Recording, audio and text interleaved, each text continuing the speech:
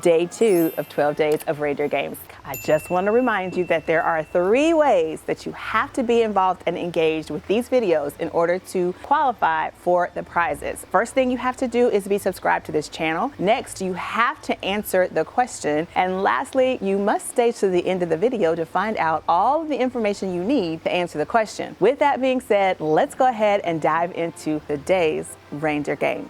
So let's talk about the word that nobody likes to use, no.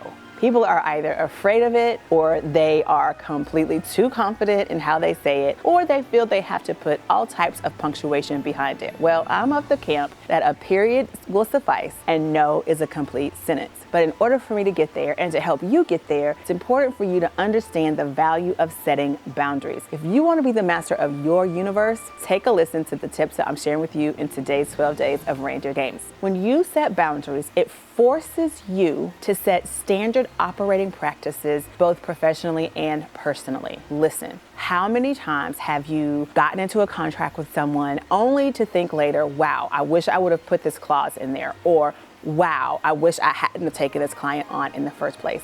It happens. But if you want to create situations that are less likely to result that way, you want to have standard operating practices. When you set boundaries and you use what you know about yourself to do and be your best, it's going to make it so much easier for you to then set those boundaries around other people and have that standard of operating practices that are going to make people take notice when they are working with you. Next, you are the master of your universe and you are setting boundaries. It also gives you a ruler to measure your relationships by. It helps people know how to treat you. You're actually teaching them how to treat you when you have set boundaries around how you do business, how you interact with people. This comes in so handy when you are on projects with other people and you're doing collaborations. Lastly, setting boundaries gives you the freedom to operate within your zone of genius.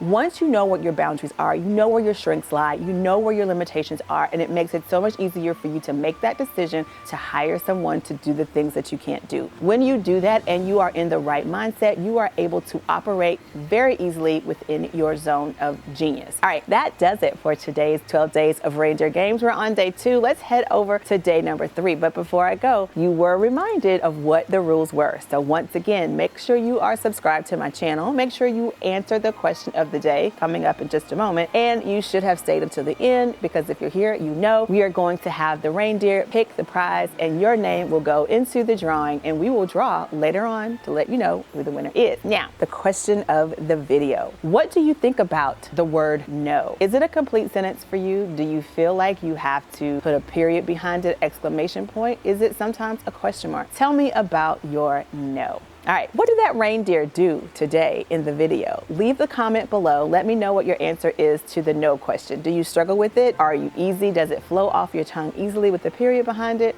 Or are you a little frustrated by it? Let me know what the reindeer is doing, answer the question, and you'll be entered into a drawing today to win whatever prize Mr. Reindeer shows up.